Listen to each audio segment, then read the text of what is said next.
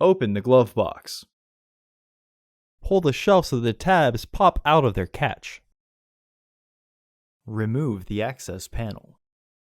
Unclip and remove the filter housing door. Remove the old filter from the housing and clean out any debris inside. Insert your new filter with its arrow pointing up. Reinstall the filter housing door. Reinstall the access panel.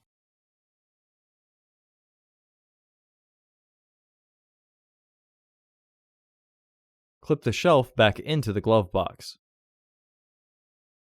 Close the glove box. Order your parts today at filterheads.com.